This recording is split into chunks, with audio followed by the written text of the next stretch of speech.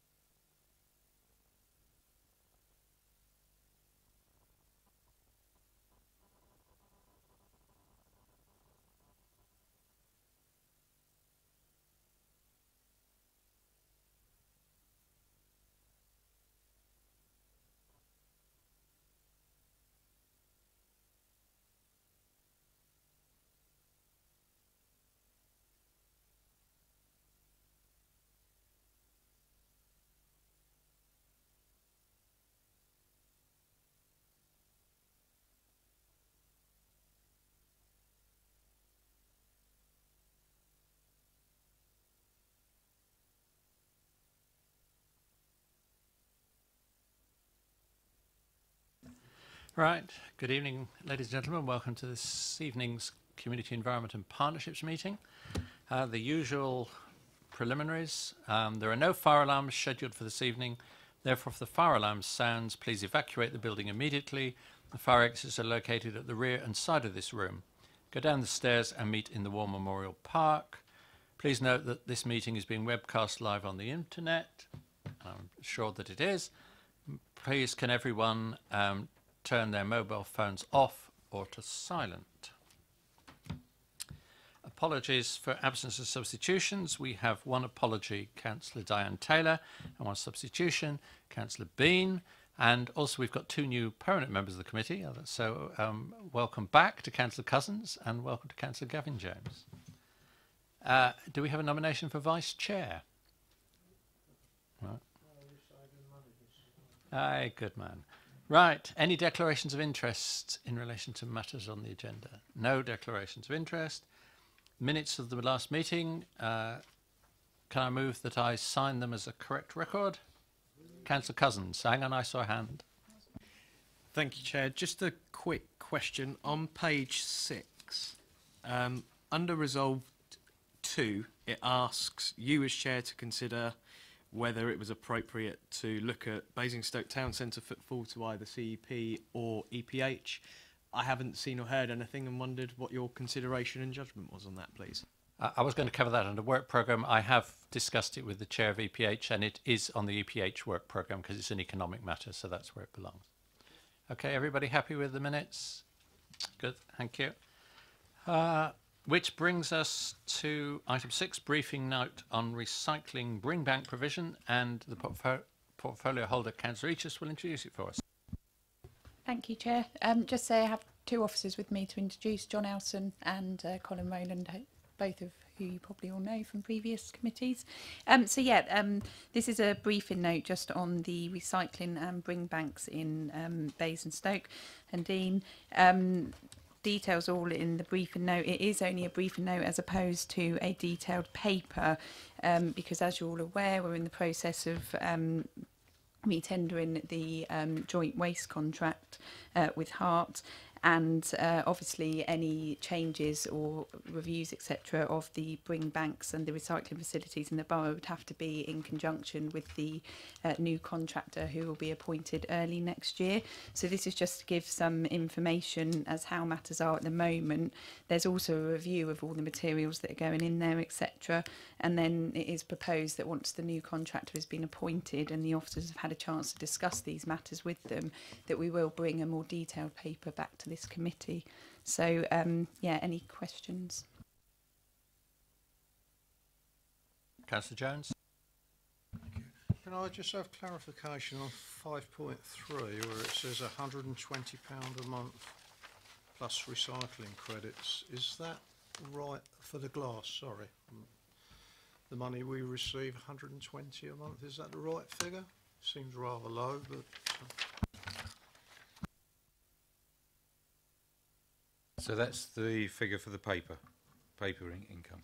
Sorry? That's the figure for the income for the paper recycling. £20 a month, yes. £120? Yes. Just ask the question, it seems rather low, if I'm honest. £120 is something you would get out of petty cash. I just wonder why it's so low then. That's the income just from the bring bank sites. So that's not all the income for the obviously we do get a lot more recycling income. That is the that's the going rate, I'm afraid. Yeah. Any more questions? Councillor Gavin James. Yeah, it's just on the third-party contractor, which I'm guessing I think it's in 5.1, which I'm guessing isn't so much part of the sort of contract negotiations in terms of their third parties. It's around the textile banks mostly because I think trade have an awful lot of textile banks that they like to put in place and not empty, which winds me up a little bit. And they tend to be isolated bring sites, and I don't know whether there's any chance of reviewing. Have these organisations got the capacity to manage their bins and empty them reasonably? And the other thing is, there's been some question marks about the what happens to the things that are donated, and I don't know whether we look at sort of the ethical position of these collectors to see whether or not we should be prioritising you know, Oxfam, if their stuff is generally supporting charities, and if others is a commercial enterprise, then we set them lower down, and we only use them in sites that no one else wants, and it's just something to consider. Yeah, no, I think that's really helpful, and obviously it's the charities that place the textile banks, and we work with them, and they keep the products and the income from it. But certainly I take on board what you're saying. I think moving forward we need to check that they are. I'm sure we do keep a check on, but I think we need to continue to review that. Just come back on that capacity to manage. That's part of the review that we'll be carrying out, to look at the condition of the bins, the management regime in terms of collections, etc. Okay, Councillor, yes, who would I have? It's Jack, sorry. Cousins, you haven't been for a while. Councillor Cousins. That's fine. It's not a problem at all. Thank you very much. I've got two questions, hopefully very quick. 5.6, you correctly identify that some of the sites suffer with fly tipping. One of the bring banks in my ward at Morrison's is a particular hotspot, especially after a bank holiday weekend. Can you clarify two things for me, please? One, we pick up the tab for that fly tipping clear up cost, and do you have a rough estimate with you tonight about how much that is, please?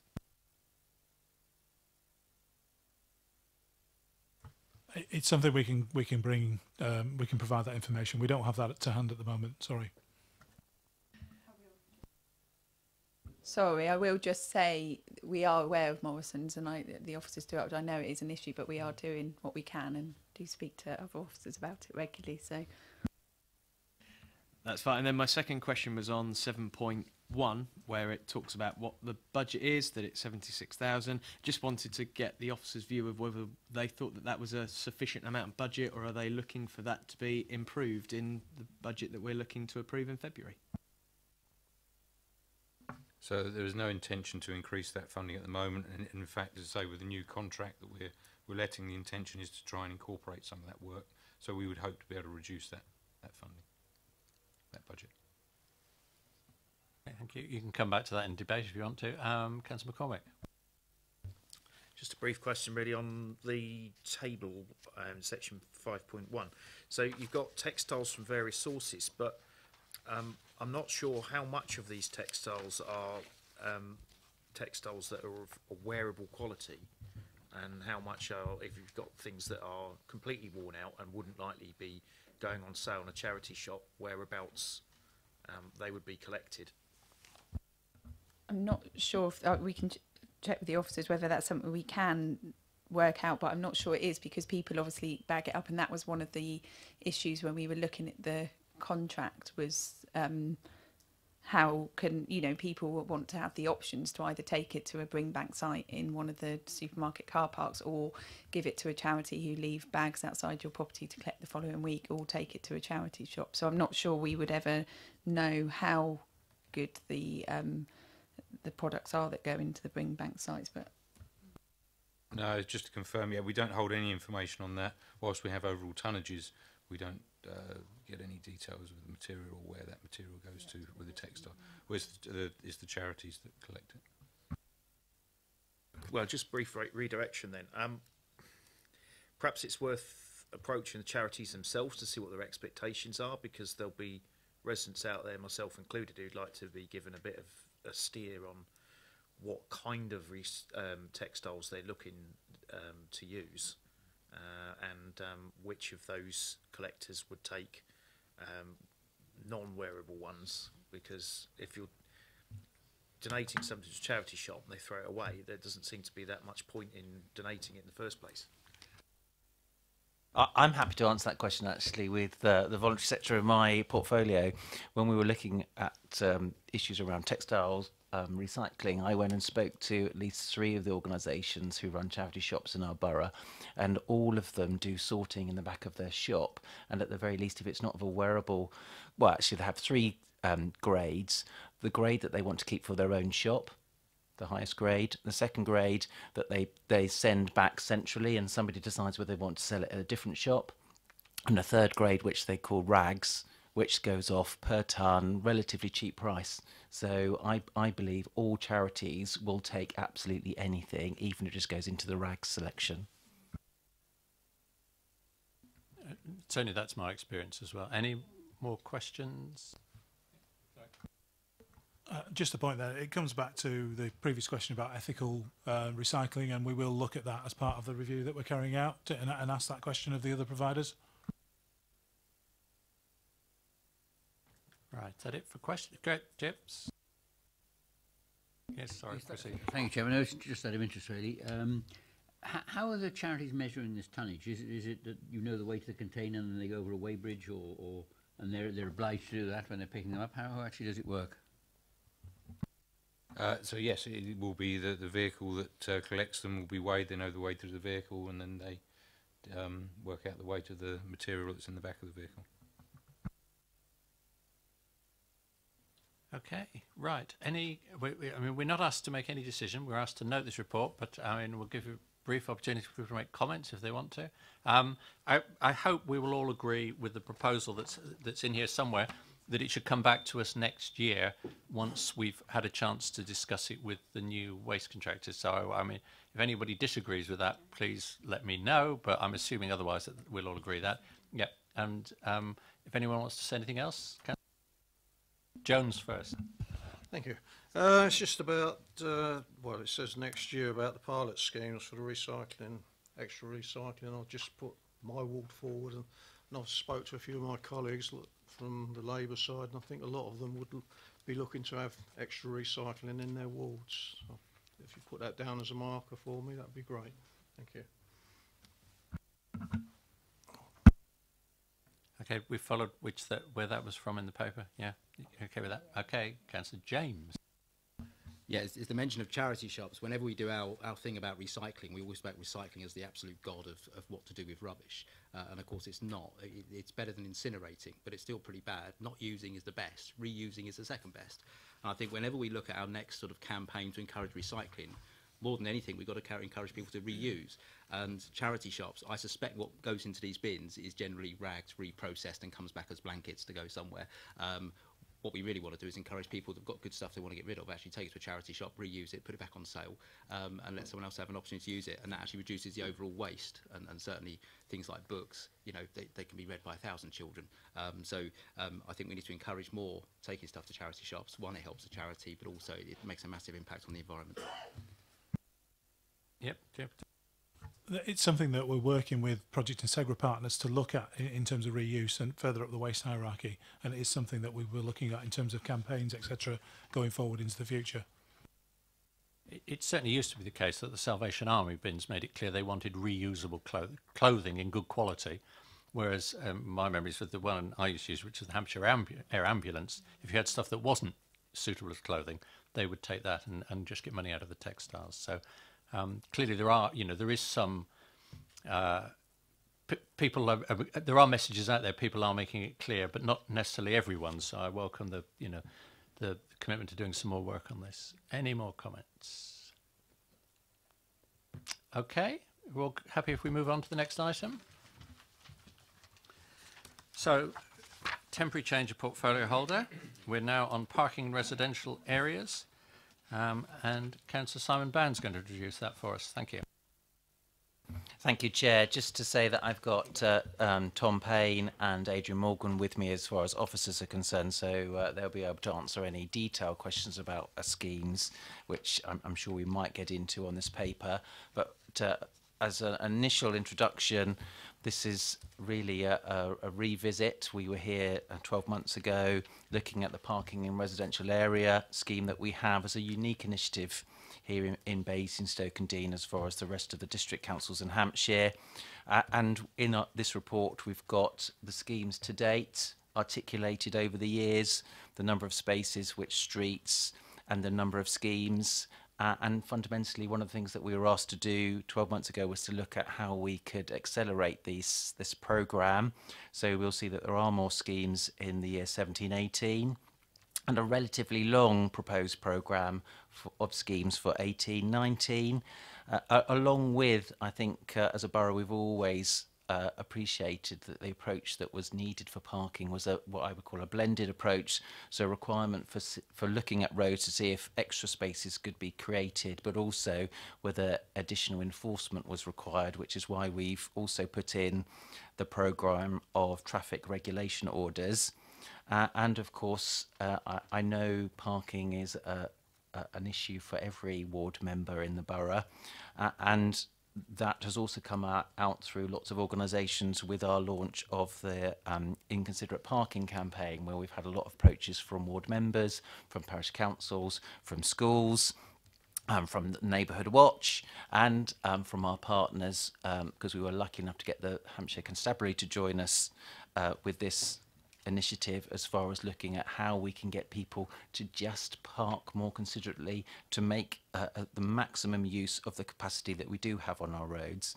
So it lays all of that out in the paper, and in summary, we've got capital in the budget of 1.6 million for this process, and one of the things that we were asked to look at last year when we were here was also about getting funding from other places. So the contributions so far that we've had from housing associations for schemes that we've implemented comes to £200,000. So very much sort of that's the introduction. Welcome any questions that either I or the officers will answer. Okay, questions. Councillor Jones. Thank you.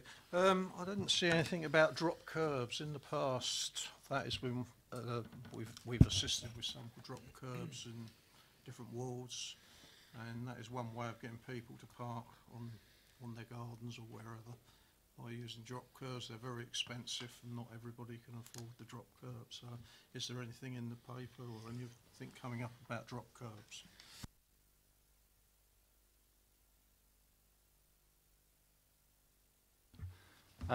Sorry, so part of the budget that we have available for traffic regulation changes includes drop curbs, so we could make, we'd use that for that sort of purpose. I think we'd also consider that as part of the PIRA programme. So if when we look at particular streets, so it's a bit of feedback, again, we would consider that as whether that's an appropriate option in that particular circumstance. Sorry. I know in some cases, well, I know if you've got the money, it doesn't really matter. You can apply for a drop curb. The point I'm trying to make is not everybody's got that sort of money for a drop curb, and is there a scheme where people can apply to have their drop curb done under either a cheaper version or whatever?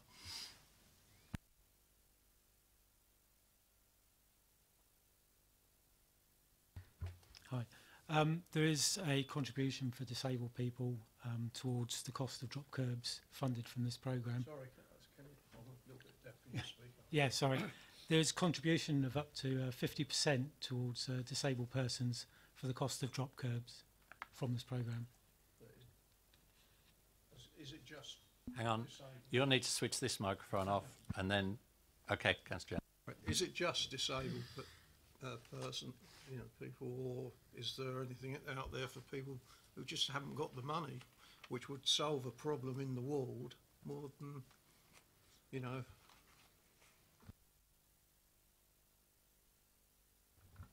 It is just for disabled persons. Anybody else would have to apply for the highway authority for that.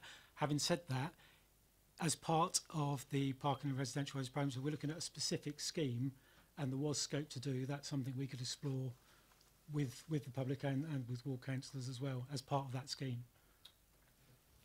Okay, thank you. Councillor Regan.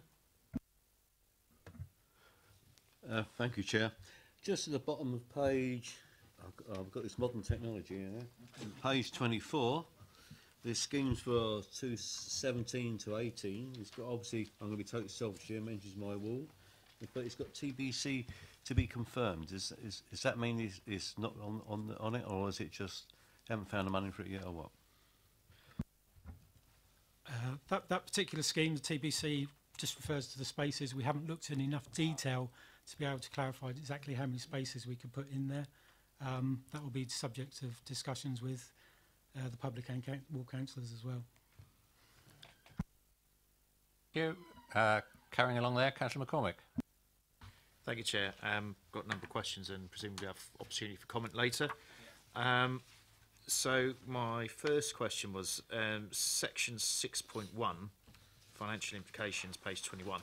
So that capital budget is this year's annual budget, 1.16 million.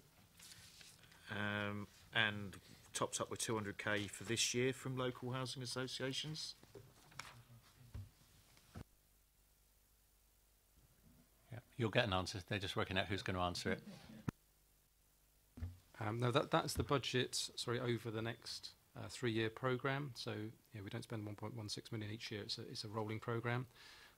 And that 200k supplements that. So yeah, as and when we bring forward a new scheme, if we can encourage the housing association partners to make a contribution, that then augments the budget, if that makes sense, and it goes back into the pot.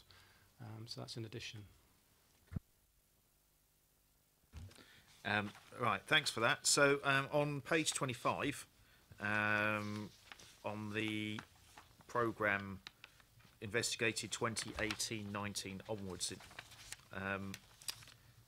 over what period of time are we looking to implement those 20 or so roads on there?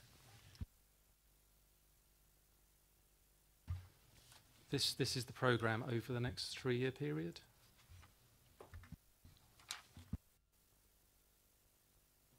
Not least, with the TROs on page 27 and 28, I had a look down there, but I couldn't find one of the roads that I had asked to be considered for double yellow lines, which was Beethoven Road, and it's near neighbour Brahms Road, which I don't think I've asked for double yellow lines on, but I would like to request that we have consideration given to double yellow lines on those roads, because we have some really bad parking problems on those roads, and it was my understanding that they were being looked at, but having not seen them on here, I can only assume that that's not the case.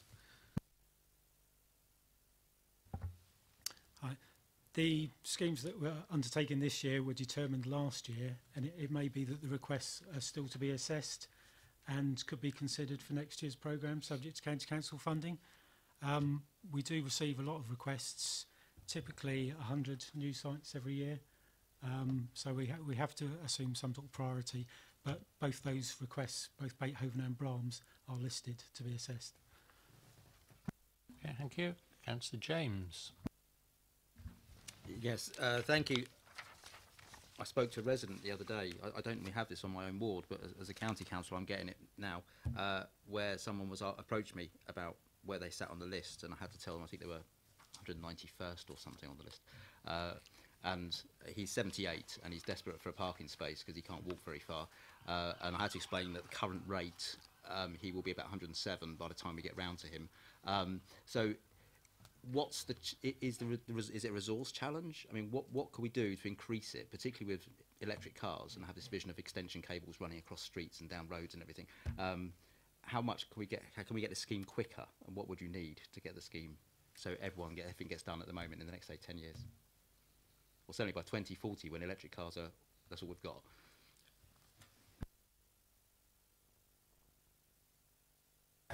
Yeah, clearly we're conscious of residents' expectations and members' desire for this programme to be accelerated as quickly as possible. We are exploring opportunities where we can to do that.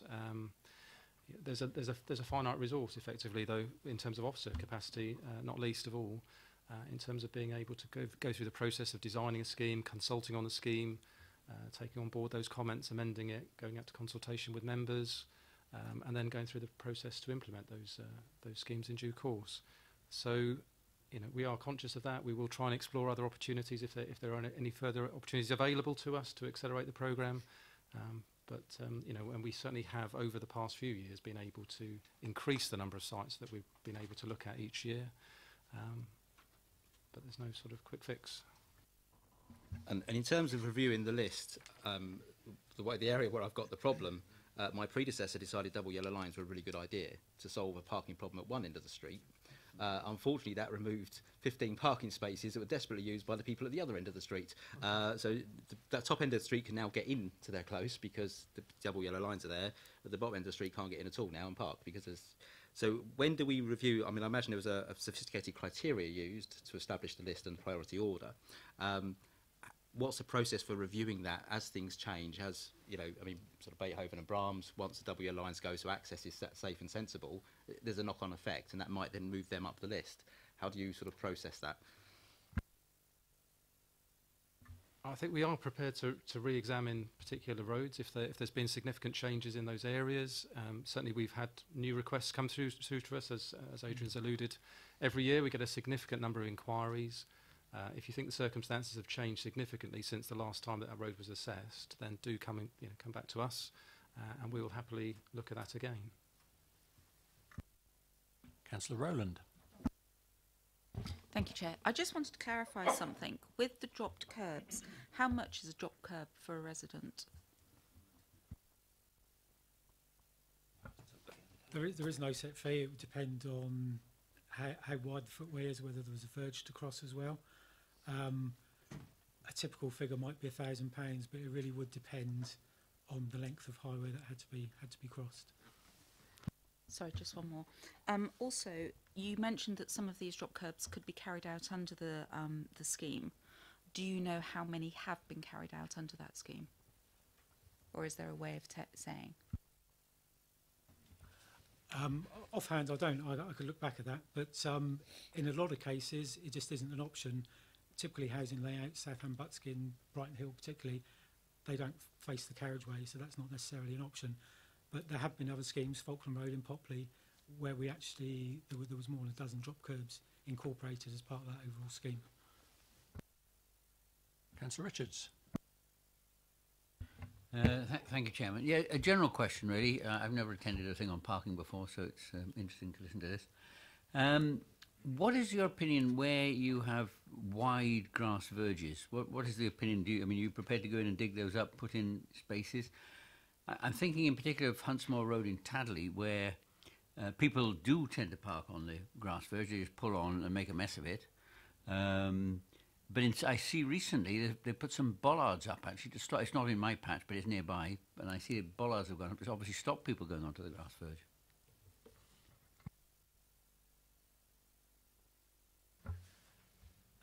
Again, it's something to consider on a case-by-case basis. I know Huntsmore Road, that's quite a large grass area there. It would be easily spoilt by vehicles driving over it. One considering amongst all these schemes is the need for planning permission. If you're taking away an area which is classed as open space, which that's likely to be, then that would require a change of use for planning consent. As part of that, you'd have to show perhaps landscaping or how you could upgrade the rest of the area. So there isn't just a right to go in and turn that into parking. And I mean, is it you as the in charge of highways that would apply for that planning permission, or how would that work? It would, yes. We do consultations with the Highway Authority in the first instance, and then the Planning Authority as well. Okay, I've got Councillor Cousins, and that's the last person I've seen for questions. So if anyone else wants, wave a hand again because I've missed you. Okay, Councillor Cousins. Thank you, Chair. Just thinking of future-proofing and going a little bit further than Councillor James mentioned, we are in a future where electric cars and hybrid cars are a thing. When we're producing these schemes, and indeed when we're looking at on-street parking and even town centre parking and off-street parking, are we looking at electric car and charging point provisions as part of all this, either as a installation at first point of contact, or are we even thinking of retrofitting where the facilities allow us to?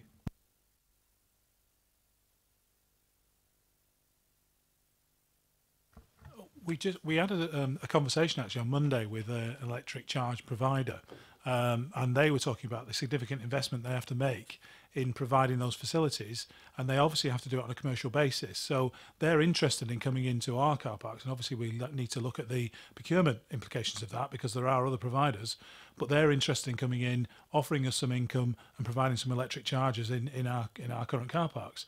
Now, what we've got to consider is, yes, I think we need to look at the future and we need to look at the growth in that particular area, but we've got to balance that against the commercial sort of imperative of the companies that are offering those facilities. And I just wanted to add, one of the things when we've discussed electric cars is you then can't get away from, it's easy to say we need to future-proof something and come up with an answer. And then lo and behold, what do you find? You've got the Betamax option, when actually by the time we've got electric cars, we might have autonomous electric cars, and we're all sharing cars because the technology is very expensive, etc., etc. So I think it's absolutely something that we regularly keep an eye on, whether it's I think there was a conversation only the other week as far as parking, as far as planning conditions going forwards, whether it's in the conversations that we have about developing our car parks in the centre of town, and all of those other options as far as public transport as well. Okay, Councillor Jones. I had one off. No, I've got two. 'Cause I'll start with the first. It's really about development control in a way. You know, we build new houses, but we don't build enough car parks. What are we doing as a council to try, you know, in my ward we've had a bit of new, well, it's 10 years now, and I should be putting a few of them on in the scheme. You know, what are we actually doing about getting, when we do new build, getting proper car parking facilities for them? We follow guidelines, which we all know, if we're really honest, don't work. You know, 1.5 cars per house. I think they do a half a car now, but you know what I'm saying. Most families have at least 2 cars. I just wonder, have we got anything in the pipeline to do, or are we putting stuff forward to the development control that we can work on them to increase parking? That's one question. Well, I think there's something about making sure when we put our planning standards in place that we take that into account. I think there's also something which is a sad reality. As a ward member whose ward is all new development, I regularly do assessments of roads in my ward, and absolutely I would say there's more than enough car parking spaces. They're just not where residents want them. That's why you end up with a car with 4 wheels in front of their next door neighbour's front door, when then there is a rear car parking courtyard at the back that's completely empty. And I think that's something that since I've been a councillor, I've heard there have been a lot of conversations with developers, with the planning team, and certainly with the implementation of these sort of process to take all of that learning into account that I've heard in the last couple of weeks, so that we do take that learning from new developments into account.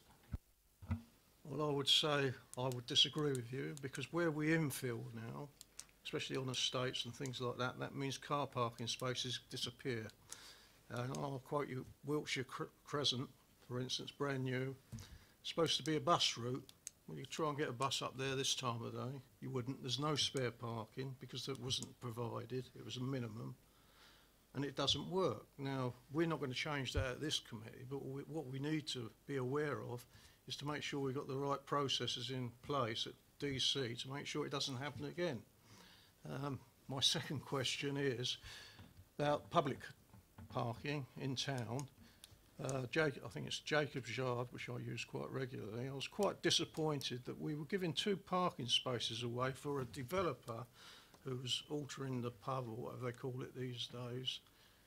And all they were doing was sitting 2 cars in it. It wasn't for delivery, and it was fenced off, and it's a very well-used car park because it's quite near the shops.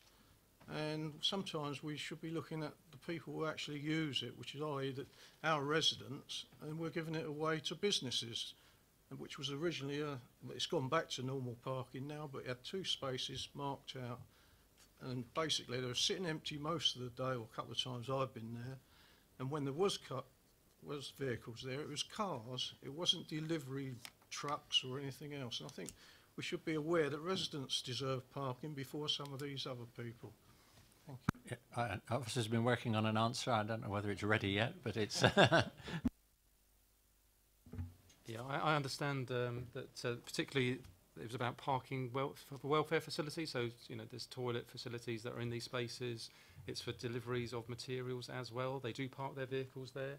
You're quite right, but it's also used for other purposes as well. No, I'm sorry. It wasn't. There's public toilets in town, and they were cars. They weren't delivery vehicles. Because if there was delivery vehicles, it'd be the same as anybody else who's got a delivery vehicle if they're in town for any length of time. They'd pay car parking fees. And I think sometimes we've got to look at our residents when they want to park, not because it's an earner for us to get an extra couple of bob. Right, officer's still working on an answer, or further answer. Sorry, I'm happy to come back to you outside of the meeting and talk about it in more detail, but from what I can gather at the moment, they are business bays, they're not pay and display public. This wasn't a business bay. That wasn't a business bay. And there were circumstances where we have issued an FPN on a car that shouldn't have been parked in the location where it was. So let me bring it up and talk to you outside of the meeting. But Okay, can I just check that we will minute that, please, that there's a promise to come back on the particular issue of parking in Jacob's Yard when there was development work, construction work? How do you want it? Yeah, it's the During construction work, okay. Yeah, well, we don't need the pub. It's just if it's construction work in Jacob's Yard, that'll do for the minutes. Yeah. We do make a charge to developers for those spaces for instances when they want to use and they make a request. So we do make a reasonable charge to developers for certain spaces so that they can actually access. Yes, we will look at that you're saying they're private vehicles, but we do allow certain spaces within top of town because they need to access the buildings to do development work. I may have the wrong car park, but it's the one by the squirrels in there. What's that called? Joyce's Yard. That's the one. Sorry. Okay, so the minutes will say. I would just come back on that, Colin, if you don't mind. It's fine getting extra money. We shouldn't be looking at that. There's a need for car parking for our residents. Now, if there's a point where the builders or whoever's working there can't get in while they're doing the work, that's a different situation. But just to give someone who's most probably in a suit, if I was perfectly honest, while they was building, he could park his car there because he's in charge of the site. I find that unacceptable. Thank you. Is it the same point? Okay, I'll come back to Councillor Regan afterwards. If you, Councillor, yes, go. It is very much the same point because I know you are talking about the hop leaf. Yeah. And that has been gutted and they did have skips at the back, which is probably why we gave permission in the first place. But I think that's now finished. So those parking spaces may well be used by the public, even though they're no longer being used for business purposes. I don't want to label this, but it wasn't. It was cars, it wasn't skips, and it was fenced off by little chains. So we'll leave it at that. Okay, so can we just, I mean, hopefully you'll be happy to circulate report to all the members of the committee so we can follow that up. Okay, we're still technically on questions. Councillor Regan. Parking's number one on my, well, very much near the right at the top next to housing on my list of problems. And because I live on an older estate, Southampton old estate, built in the 30s, 50s, and mainly in the 60s. So built long before everybody had a car or two cars. Even though my ward's probably got a lot lower car ownership figures, it's still a horrendous problem. And parking on curbs is a big problem. Especially with a lot of people in the ward who've got the motor scooters and stuff, you know, for the disabled, etc. But the question I want to ask is something, there are lots of garage areas across Southam and other parts, which, you know, it's only owned by housing associations, and, you know, my ones often do their best. There are other bits that are not so good at keeping up to scratch, but is there any, in the future, is there any plans that are there to talk to housing associations to actually knock the garages down and create parking spaces to do a deal with them? That would be one solution to quite a significant solution, actually. I think because most of the garages are full of junk anyway, and parts out on the road. So that my question is: any long-term talks with Sovereign, etc.?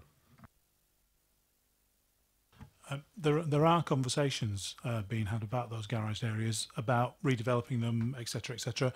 One of the difficulties we've got is that some of them there's patchwork of private ownership, so it's actually trying to identify the owners, and it's also trying to sort of persuade the owners that it'd be in their interest to actually give those up. So it is something that's being looked at, and is part of the regeneration programme going forward. And some McCormick after that.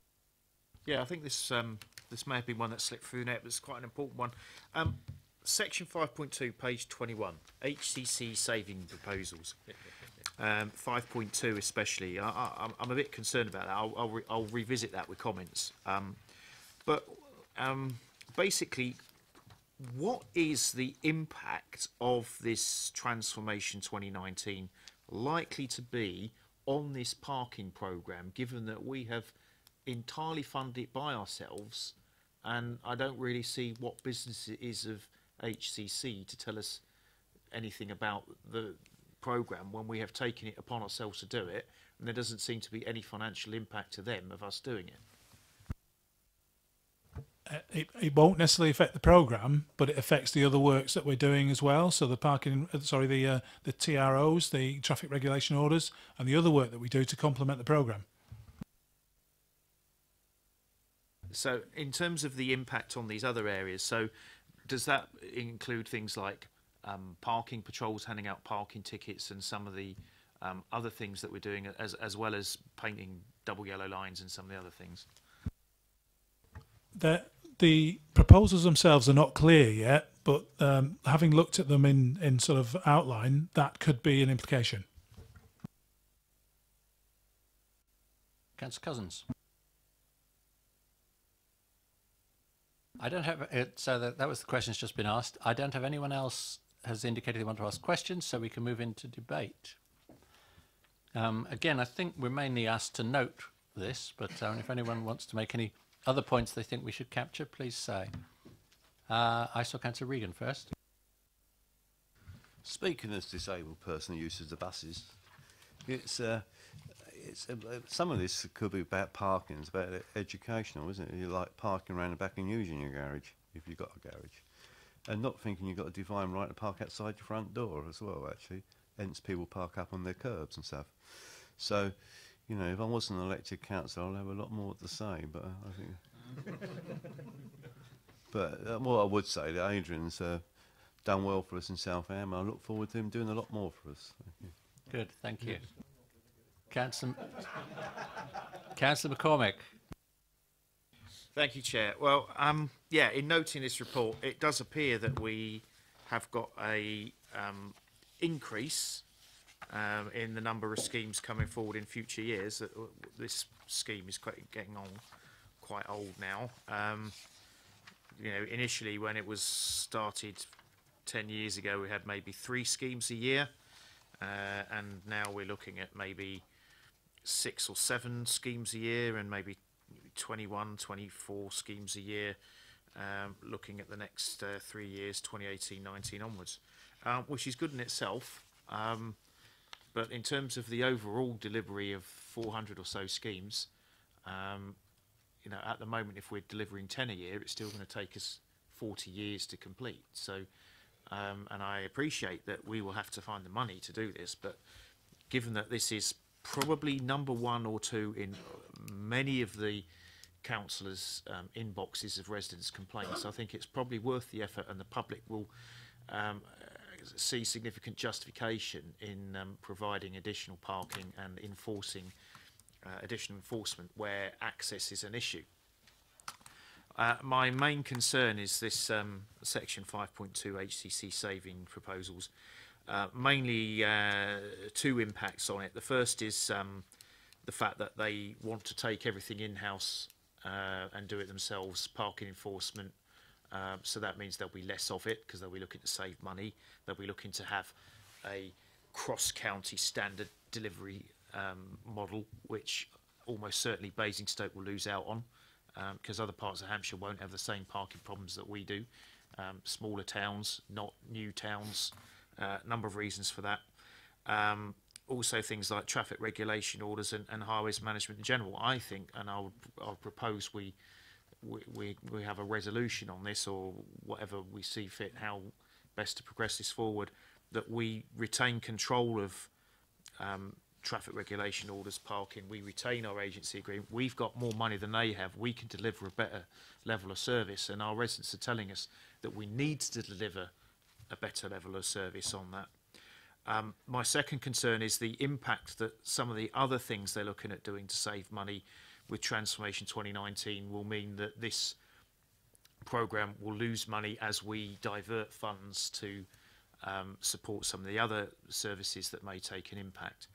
Now, obviously, as a borough council, we have to be mindful of the money we're spending, but I think in this case, it's pretty clear whenever I talk to residents, and certainly most of my colleagues, when we talk to residents, parking's right up there, number 1. There's parking, housing, in some cases it's crime now, that are the main issues that we get, and we should be looking to act accordingly.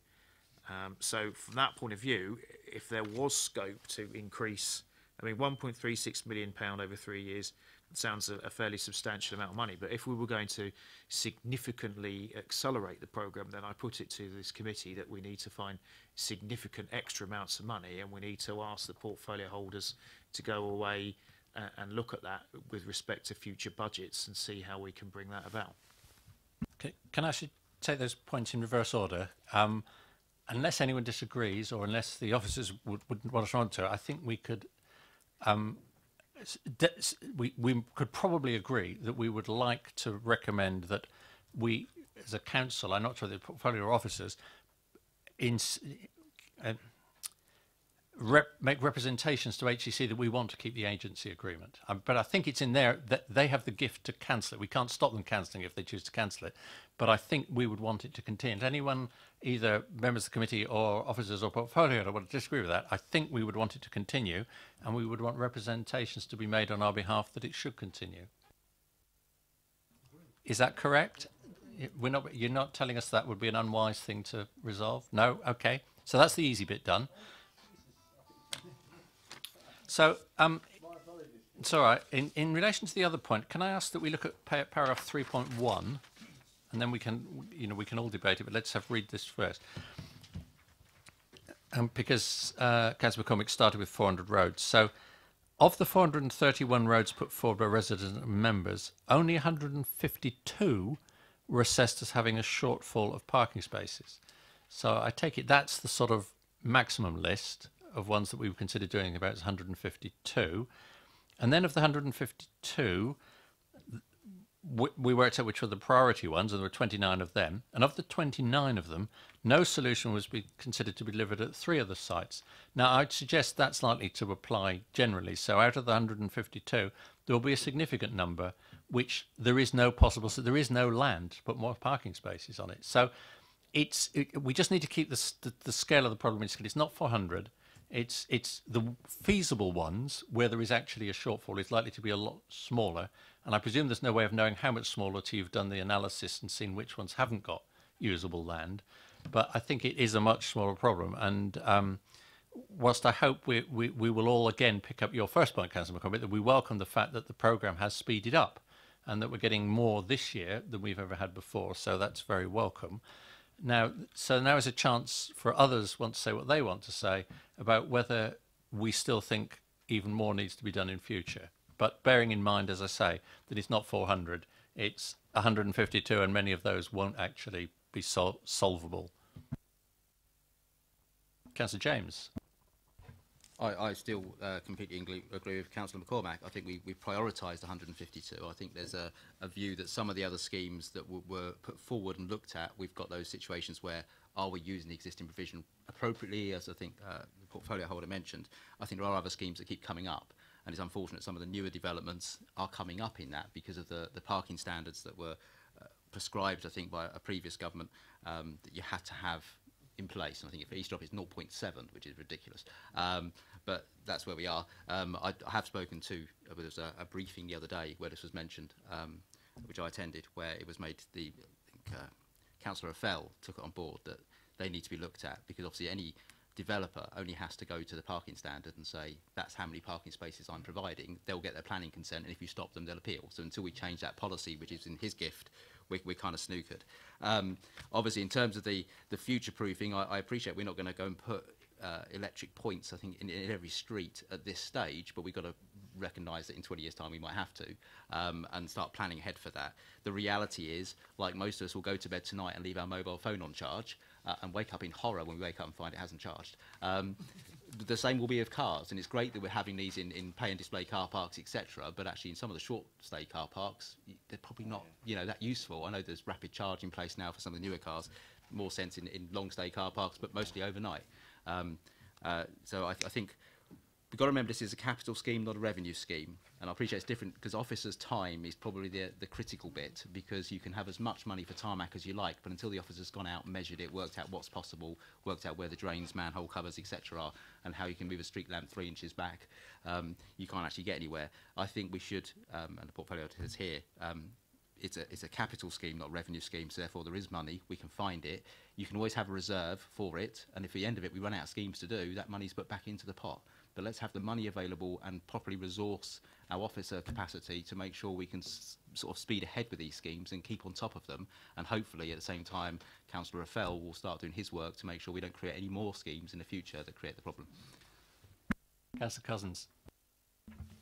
Thank you, Chair. Just in trying to help the portfolio holders help make up their minds, I think, yes, we want to see this accelerated, and yes, we want more money put forward to it. I would merely suggest that we currently spend £200,000 on consultants for Vision 2050, and I think our residency resolving parking on residential streets far more important than paying consultants for a Vision 2050. Anyone else want to comment? Councillor Gardner. Well, I can't agree with that last comment. We've got to look at the future, not just the present. Otherwise, the future will become the present, and we won't be ready for it. But the amount of money we're putting in at the moment is probably adequate, but we do need to prioritise the schemes which we've got on that list to make sure the most serious ones are dealt with first. And it does need constant review to make sure that important schemes are not being left too long. Anyone else? Councillor Jones. Yeah, some of these you was talking earlier have been turned down because there's no land, basically. But we should be looking at some of these, because it's, funny enough, my ward yet again, about regeneration. And that should be built in with some of the schemes we're looking at, if possible. You know, we're talking about regenerating, you know, Southam, Buckskin. They were built 1961 lot, 1930 the earlier lot, but we're talking 50 odd years coming up, and we should be having regeneration. We're not talking about regeneration, but we're talking about putting in schemes, and perhaps we should be looking at some of that money from regeneration to help these older estates get back to their normal position, instead of the way it's being, to be honest, creeping downwards rather than upwards as a borough in these places. Because when they were built, when I lived there as a kid, and they were lovely places, but you look at it now, it's becoming a mess. And that's partly because of the car and partly because of the way people park. But I think that's perhaps an area we should be looking at for extra money. It's an interesting, I mean, it's an important point, but I think the regeneration schemes are different from this. So regeneration schemes certainly can help produce solutions to parking problems, but that's not the scheme we're looking at tonight. And I've been looking at the money. I mean, do correct me if I'm wrong, but at a rough back of the envelope calculation, we tend to get one of these schemes for about 30,000, which means that the 1.6 million will cover all of the 2018-19 ones, with still quite a bit of money left over for future years. Is that correct? So there's plenty of money in the pot. And we expect, hopefully, to get more contributions from housing associations again, so which will again help us to fund other schemes. So, but there's been a clear proposal that the committee should be invited to ask the portfolio to find more money. I will ask people to indicate whether they're for. We don't take formal votes, but indicate whether they're for or against. But would you like to say something before people indicate whether they support that or not? I think the only thing that I'd say, Chair, is, and again, it's picking up the context of potential changes at Hampshire County Council. I think it's important that all councillors from Basingstoke and Deane reassure our residents that we want to take a positive view on how we might be able to deliver joint solutions locally. So I would welcome the committee's view that we would like to keep the agency agreement. We have that track record of doing things better locally with our partners. That often means that because they know we can deliver good schemes, that they are prepared to make a financial contribution. We can look at ways of doing that when the options become clear, once the changes are known, and fundamentally, with more or less the same amount of money, we are increasing the number of schemes. And as you say, we've got a very long list, and we are increasing the number of schemes that we're doing year on year. Okay, I think we're all agreed that we want you to press to keep the agency agreement. You didn't actually say, are you happy for us to ask you to find more money? What I fundamentally said is it's more or less been around the £400,000 every year that we've spent on the capital schemes. For this programme, I think there's a reality that says what we're seeing more recently is that we're getting more schemes for the same amount of money. So I fundamentally look at the schemes that we're prioritising, the reducing number of car parking spaces that we're creating in each scheme, which in my view means we're being even more efficient, because it takes a lot of officer time per individual scheme, and you get less spaces per scheme.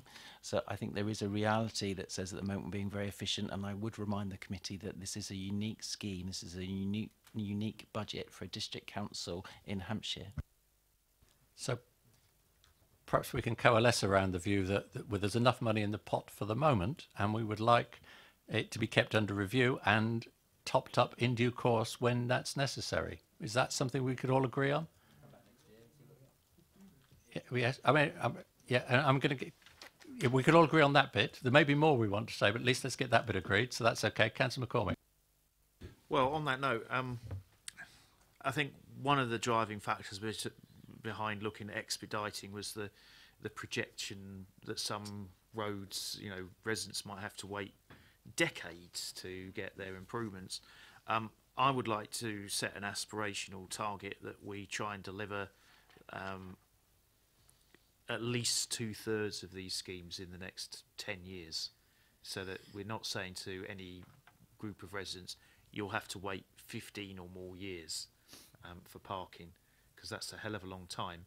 And by then, we may be at the stage where usage of cars is a completely different model anyway. And if it goes for fully automated electric vehicles, by then we may have altogether bigger problems with congestion, etc. The other thing, I think the point was made earlier, and I'm just wondering whether... Can we pick that one up for, unless it's very closely related to it? Well, it's more in terms of when we're looking at parking bays going forward. I think the point was made about electric charging points. I don't know if you wanted to consider that one separately, but that might be something. Electric we come back to, depending on whether we want to look ahead to the future or whether we think spending money looking ahead to the future is a bad thing. But if you're saying 2/3 of these schemes and you meant the 152 schemes, that would be about 100 schemes over 10 years, which would be something we could reasonably ask the scheme to aim for. Unless you want to tell me I've thought that through wrongly.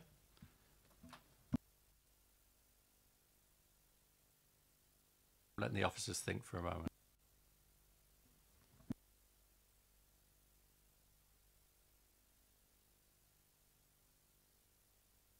Okay, Councillor James, while they're thinking. I think that the problem is the schemes are different sizes and different shapes and have different complexities, so it's very hard to predict a number. The most critical thing is officer resource, because engineers don't come cheap.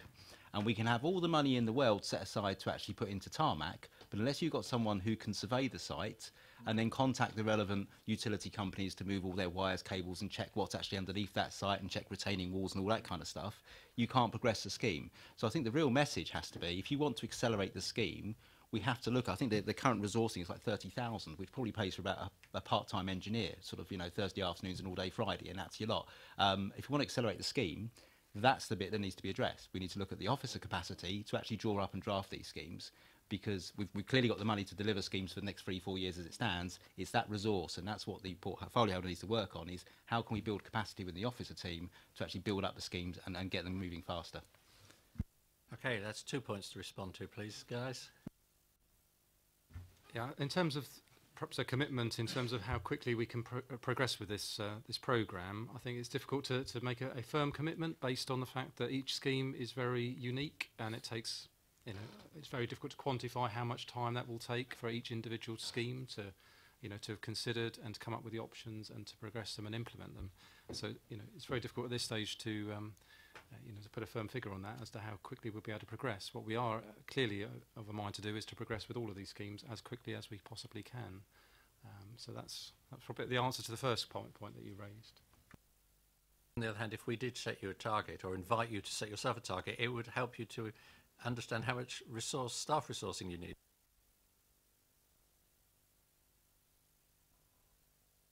Not.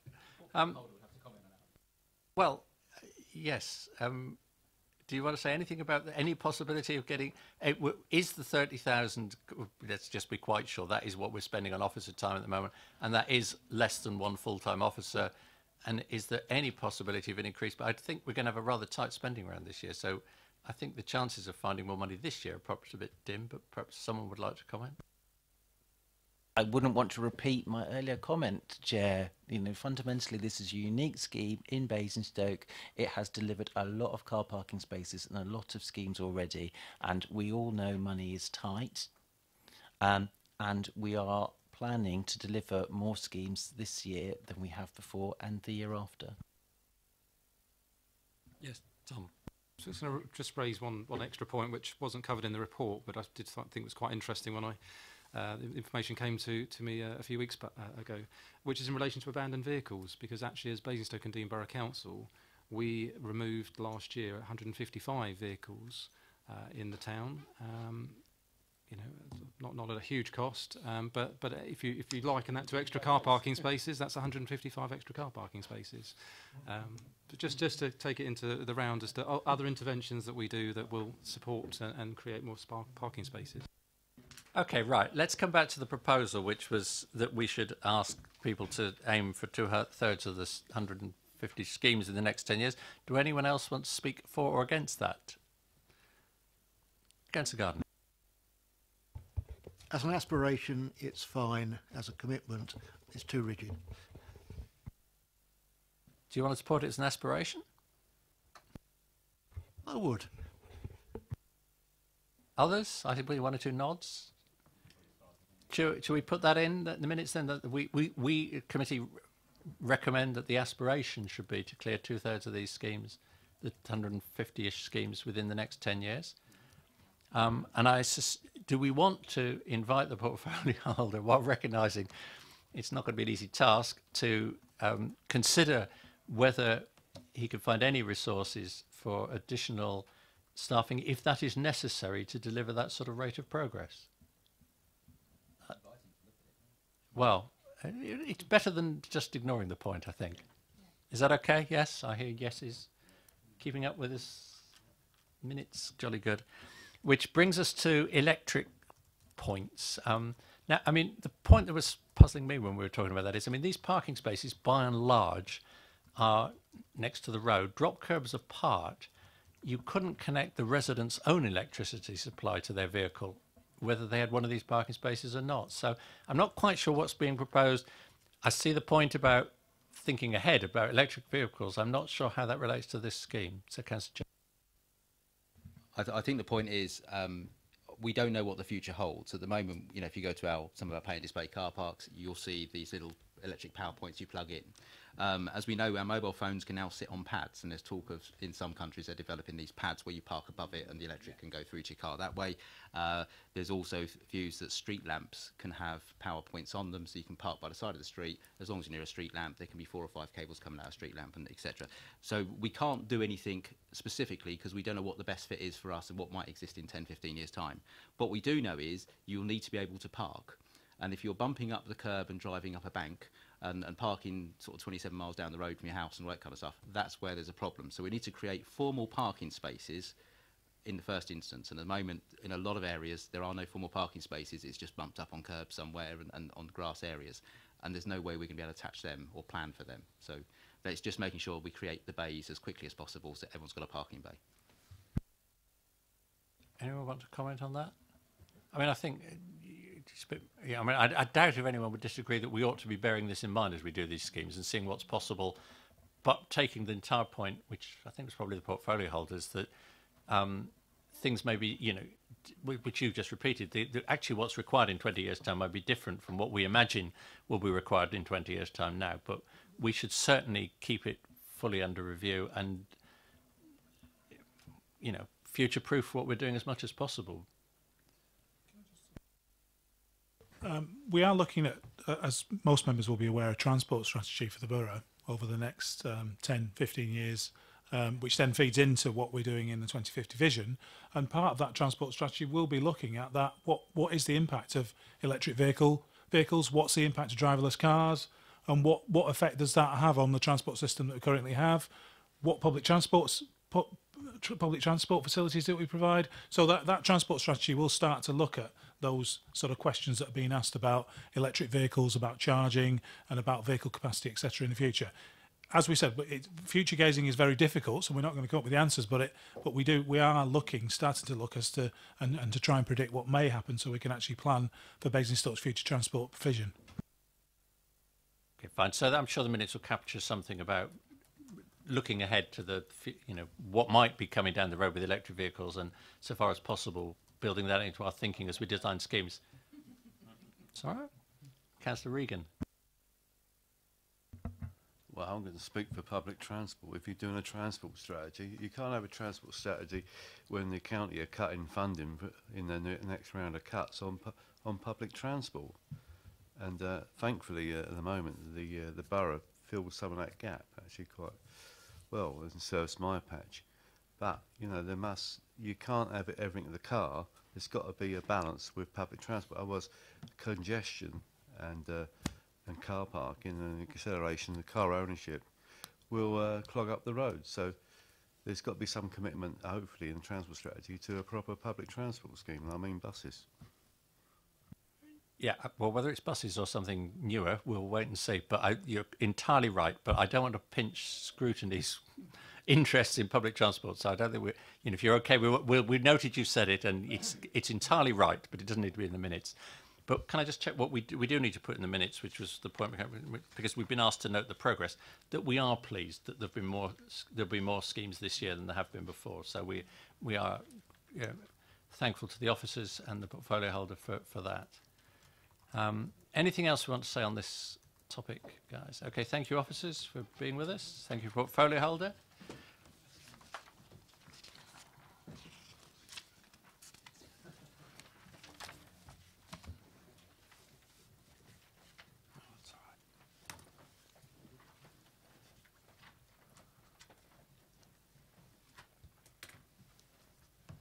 Which brings us back to Councillor Eachus, who doesn't need to introduce the officer again, unless you haven't got a new one joining us. No, right. Household waste and recycling centres. Thank you. Thank you, Chair. So this is a paper for noting some details in there in relation to the HWRCs, the household waste recycling centres. So obviously I'm here to do my best. I work very closely with Hampshire. My portfolio is the environment. I work very hard on dealing with recycling and things, but just as a caveat, we do not manage the HWRCs, and I do not have an officer from county here with me tonight, so I'm here to give you all the information. As I say, I do work very closely with Hampshire, and I want to continue to do so. I think the paper sets out the background. The purpose of the paper was following a motion that was taken to full council, I think last year, this time last year. We have been working with Hampshire alongside that. Just to bear in mind that when this motion was taken to council, there was a date very early January this year for the HWRCs to close, or to change their opening hours till 11 till 4, and that's obviously been taken off the table at this point in time, and that those closures didn't go ahead. Appreciate that Hampshire are looking at other things at the moment, but yeah, everything's in the paper, and happy to take questions. And so. Okay, questions, Councillor McCormick. You may not be surprised to hear that I've got quite a few questions on this. I have to say, and I'll come back to this in the comments, disappointed with Hampshire's response, I have to say. My first question is, why did they decline this invitation to attend the committee, given that it is an issue that has warranted the passing of a full council motion? To me, that seems to hold us in contempt. I mean, I can't speak on their behalf. I would assume that they have had meetings with myself about HWRCs, obviously separate, but I am the chair of Project Integra, so I do, the officers that would have come, I do see them regularly. They've provided to Colin a lot of information for him to be able to write the report. Their portfolio holder's got a decision day on the 14th of November, so he may have felt it was premature to come before that, and then there's different things going out to consultation. So again, I can't comment why they're not here, but that's some of the impressions that I got.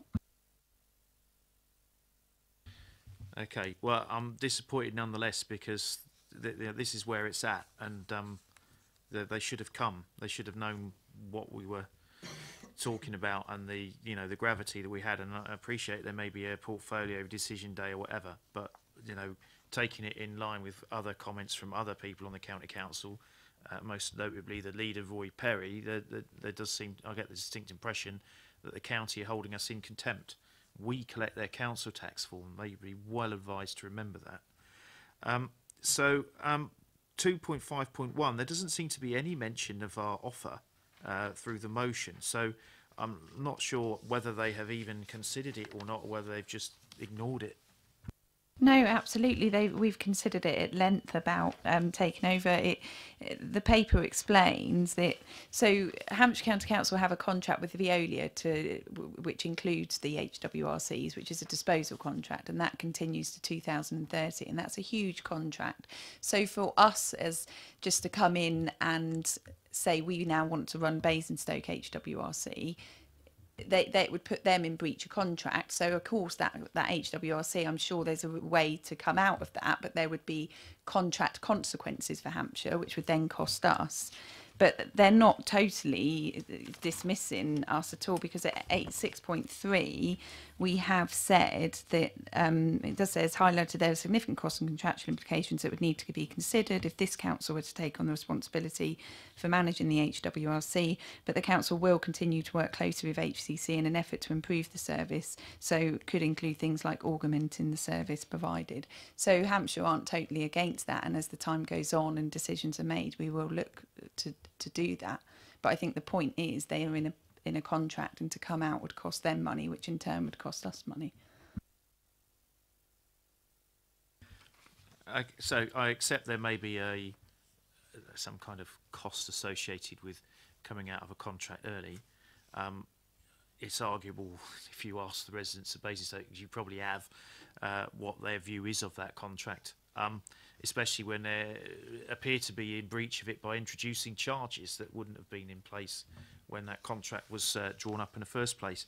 And so on that note, section 3.2.2, page 35, this charge of £1, is that a £1 charge for every visit to the tip? Because I'm astonished that they're considering that. To me, that's a tip tax. That's a poll tax for tips. Okay, well, a comment on that. That would be Hampshire's charge, but personally, it's something that I agree with. It's something, as the chair of Project Integral, I'm trying to work with government to change. It was before the last election in 2015, a quick rule or law was passed to stop that charge. And I think we have to, I mean, not here to debate that tonight. Hampshire have got all the details, but when you look at the figures, if every time people don't go to the tip on a daily basis, if every time you went to the tip and you were charged £1, Hampshire have indicated that could change a great deal. It could change the opening times to something a lot more that people would be happy with. It's a massive likelihood that they wouldn't then have to make any other charges for any other waste. So it's not to say it will definitely happen, but I think a pilot is a good idea and something that needs, I don't think it's something that can just be dismissed out of hand. And if it means not paying £6 for your plasterboard or whatever it is, and it's something you only go to the tip a handful of times a year, it might be £3, £5. If it's going to mean that your tip's open 8 a.m. till 6 p.m, then I think it's a positive thing. Yeah, do one more, and then we'll let someone else have a go, and then you can come back if there's. Okay. Well, I rest assured, I will revisit this, but I will pass on that for now. The additional question I had, the subsequent section. No mention seems to be made of the additional site in the local plan for the west of Basingstoke. Are they actively considering that? If it's in the local plan, I'd like to think they were. And would this additional site be outside or potentially outside of the existing agreement, i.e. could we set one up our own and announce our own contract, thereby relieving Hampshire of the onerous burden of having to run another site? Yes, I've spoken to Hampshire about other sites for HWRCs, and it's something they're not opposed to and want to work with us if we can find sites and put them forward. I know for a fact that the officers there are willing to discuss those with us. As regards setting up our own site, I think on the face of it, the answer is probably yes. As a council, we can do that, but actually it's a lot more involved than that, because we would obviously the cost of finding the site, all of that, but we would then have to have our own disposal contract. So Hampshire have a disposal contract with Veolia that goes on to 2030, multi millions of pounds, because it's for every district in Hampshire. We would be a small fish in a big pond, saying we were in the charges may be ludicrous. Obviously it's something we can look at in the future. I don't think the answer is no, we definitely couldn't do it, but you may find that it's cost prohibitive. And just on the point you made, many down is mentioned in 7.2.1, and I cleared this with Colin before, and it's not in the local plan. It was in Hampshire's response to the Manydown planning application, but it's not in the local plan. It's not in the supplementary planning document either. So whilst it would get my full support, it's not factually in the plan. So Councillor Jones, and then we'll come back to these things. It's just on this charges. I find, I'll be honest with you, I find your attitude absolutely wrong, saying it's only £1. That's what we pay council tax for. Now, if they need more money, they put the council tax up. It goes across everybody, not just because it's £1 because of this or that. Because we'll soon be starting that game. Haven't we kept it? Well, we've been doing it for years, to be honest. In this council, we've been saying, haven't we done well? We kept the council tax down this year. Haven't increased it. But every time someone gets a rat infection or mice in their house, they have to pay. Years ago, that was part of the service. We're here to give a service, and it's about time this council started talking to Hampshire and say it's a service we want. And if they need more money, they should either put it on the council tax or actually say the government, as they were under when my government was in charge, they didn't have enough money, but I would expect them to say now they wish they were in charge because they got a lot more money. Well, right. That wasn't a question, so we'll pick that up in the debate. We'll pick that up in the debate. Oh, do you want to make it a question? No, I've given you. I think you already knew it. I think we know that. Anybody else? We'll come back to Councillor McCormick with more questions if nobody else is burning to ask a question. Councillor Richard. I'd just like to raise the issue of this fly tipping. And I read here that it said there's no increase in fly tipping and so on. So, and that I understand is in the tonnage. I living just on the outside of Tadley, have the impression, because I do appear to see a lot more rubbish dumped at the side of the road, and although this is not a bit of science or anything like that, it's not accurate data, but it's a definite impression that since the squabble with West Berks and their tip at just above the Swan roundabout, which has certainly a number of Tadley people used to go there, and some people right on the edge of Tadley have actually got permits, but many haven't. And I mean, down the road where I live, I've had several lots tipped in the last few months, and I just wonder if that is, but the statements here saying that okay, there's no increase in tonnage of fly tipping, but what about the incidents? No, I think the point that's being made is there is the tonnage, and that's when we took to this committee about fly tipping. That's one of the things. The incidents are increasing, but the tonnages are going down. But I think what Hampshire is saying is that there's no evidence to link the issues with the tips or HWRCs with fly tipping. But that's obviously questionable, and that's their position. But we could say different. Yeah, no, I think we should challenge them on that, because certainly where I live, it's quite, well, for me it's pretty clear. Is this a question? Yeah. To see if I can help at all, because Hampshire Council are very keen to say there's been absolutely no increase in fly tipping since they introduced charges at the tips, and everyone I speak to says the same thing. I'm sure there's more fly tipping than there used to be, but obviously Hampshire County Council can't see it. If you look out the window of Winchester, you probably can't, and that's as far as they go. Perhaps the question should be, if fly tipping is actually going down and it's much better than it was, why have you just taken on a fly tipping champion at greater cost to the taxpayer? And because they just have. Yeah, no, they have, and it went to Project Integrate as part of the thing to work with all the councils. But I think what needs to happen is, obviously, the charges have been introduced time's moving quickly, but relatively recently, and it's gathering all the data, because we can then say, well, this is what our charge, you know, when you've got a year's data, you can go back and say, well, actually, doesn't that show that there are possibly increases since these come in, etc. Do we actually know whether we're making any attempt to work out whether the things we're picking up that have been fly tipped are the things for which Hampshire are now charging? Are they like the plasterboard and that sort of stuff? I think we can look at that. I think we do have waste categories that are being picked up, so we could look at that.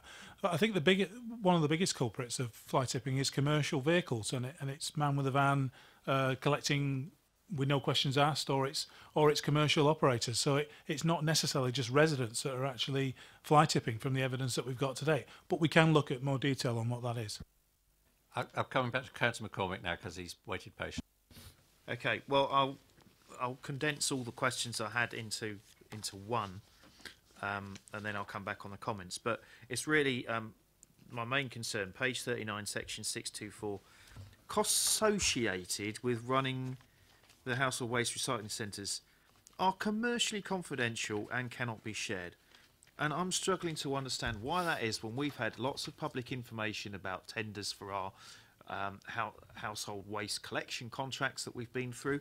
And this is a long-term contract that's going on until 2031. So there's no commercial sensitivities about tenders and bidding and that sort of thing.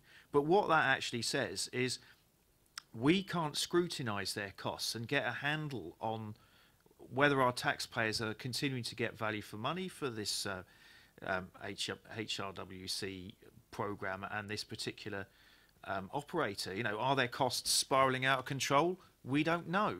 Are they performing against expectations? We don't know. We do, however, hand them millions of pounds of council taxpayers' money every year to fund this and other schemes. So I think that's, I would question what they're saying there, because I would put it to this committee that maybe we should know what it is and have the chance to scrutinise it. Yeah, I'm happy to go back to the officers and ask for more of a detailed response to that and find out why. But my understanding is, so when we're doing our waste tender, remember that a lot of the detailed figures were on pink confidential papers. The overall cost of the contract is known because that's in the budget, and Hampshire are happy to give us that. It'll be in their budget, which is a public document. But I think the point is that it's the actual breakdowns as what Veolia charge for disposal costs, haulage costs, rent rates, utilities, management fees. That detailed breakdown, for them is commercially sensitive, because when they're going out to tenders, it's a bit like when the tenders for the waste contract came in. We've not seen exactly what, you know, company X is. I don't even know who the tenderers are at the moment that have been whittled down. So it's just that fine balance, as there's figures you can know, and then there's figures that for a company, if they're then going out to tender in other areas competitively, there could be an issue if they then find out, well, that's exactly how they break it down. But the overall cost, I mean, I'm sure we could find out quite easily, because that would be in Hampshire's budget. Okay, well, I'd like to ask that question. Could we do that then, and also put it to the officers that if they have anything that they consider sensitive, you know, we have pink papers just as they have blue papers, and we're bound by the same laws of confidentiality as their members are. So to just put up a smoke screen like that is not really good enough, when they could, if they really wanted to, give us something to consider on pink paper. I'm just wondering whether county councillors would see that information even if they weren't allowed to share it with us.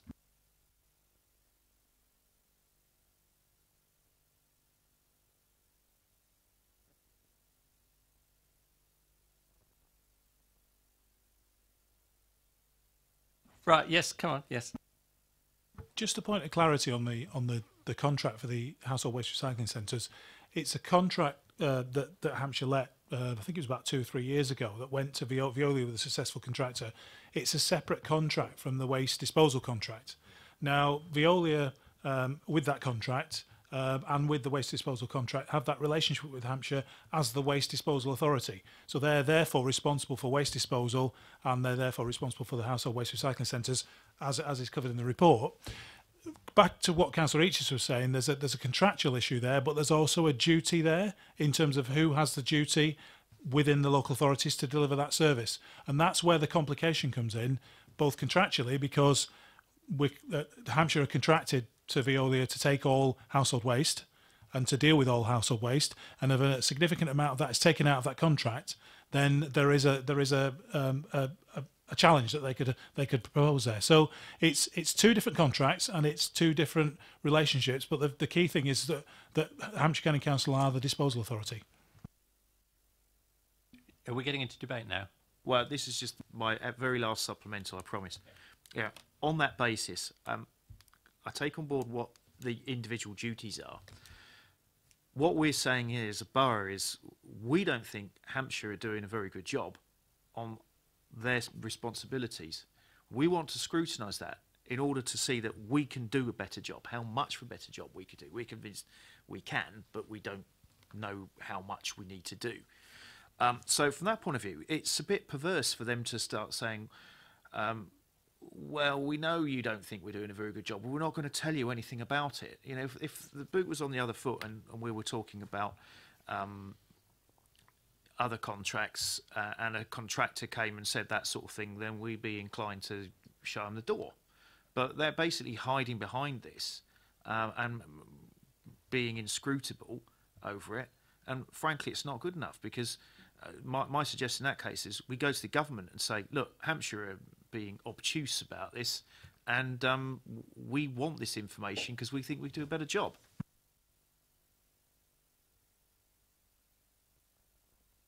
Do you want to comment on that as a question? It's just difficult because we're not the disposal authority. That's not as our jurisdiction. That's not what we do. That's Hampshire's job to do. So I understand what you're saying, and we can see what information we can get. But I do work with Hampshire to try and, and they have worked with us on the whole West Berkshire issue to get permits, etc. So we do what we can. But yeah, we can get some information on this. I can just come in. We can get some more information that demonstrates their costs and also they work to league tables on various services, so we can have a look at those league tables as well in terms of where they sit with other county disposal authorities as well. So that's if that provides you with a little bit more information, if we can get that in terms of where they stand nationally in terms of the services they provide and so forth.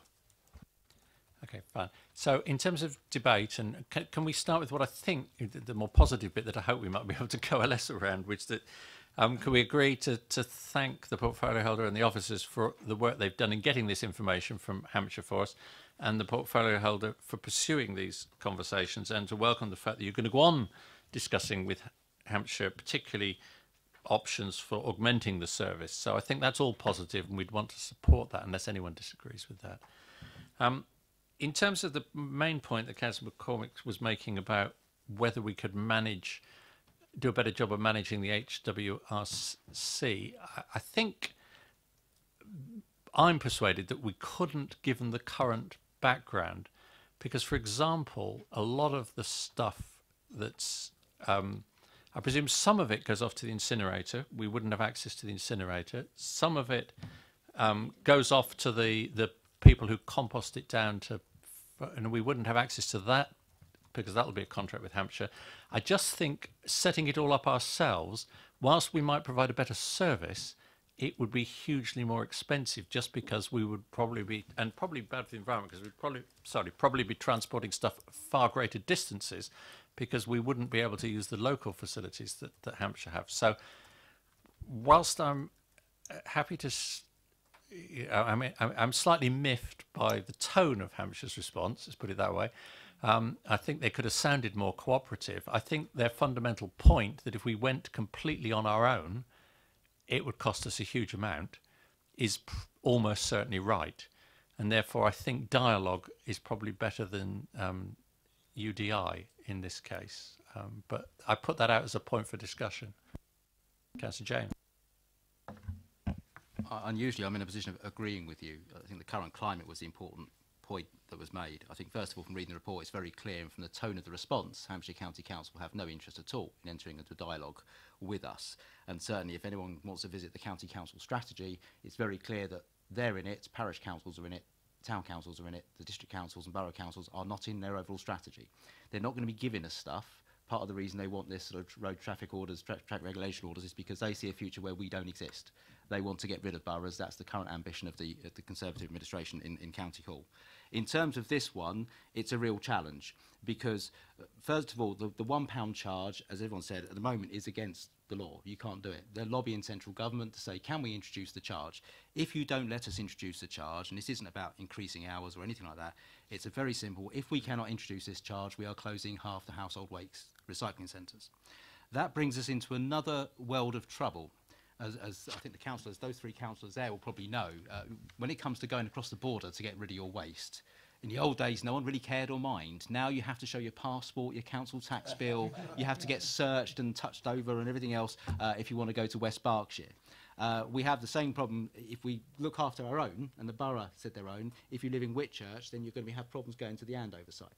The other thing is, because the county council inevitably, whether they get their charge or not, will be reviewing the number of sites they have, and they will be closing some. Wade Road is safe on the basis that Wade Road, I think at the moment, is the busiest one in the county. And they recognise that, and it's the only one in the borough. I think Rushmore will probably lose one. They've got one in Aldershot, one in Farnborough.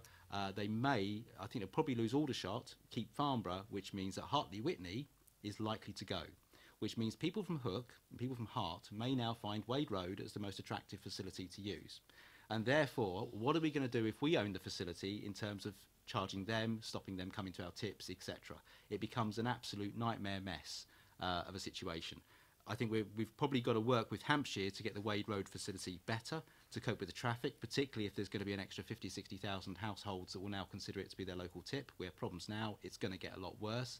I was quite surprised that the county councillor for that area, and I think you know her very well, absolutely supported the county in everything they did, as did Chairman, your county councillor spoke up in favour of this wonderful idea of making life worse in Wade Road.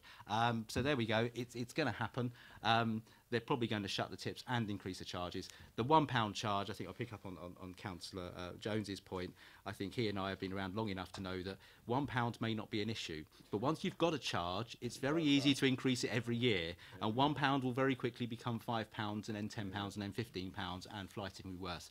At the moment, County Council's agenda is very simple. If we can't cut it, we're going to charge for it. And that's the situation we're in. I think at this stage, much as I would love perhaps eventually unitary authority status to come our way, at the moment we cannot pick up this little item in isolation until we've got a lot more information, and we're going to have to work with county more constructively for the time being. We'll come back for a separate discussion of the pound charge if people want to, but just the proposition that, you know, do we reluctantly accept that, you know, unilaterally trying to take over Wade Road? I mean, we should support, I think, the fact that there's an ongoing dialogue to try and find a better location in the borough, or a second location. I think we should support both those options. I take it no one disagrees with that. No, but if we could get a better one with a proper road access, that would be good.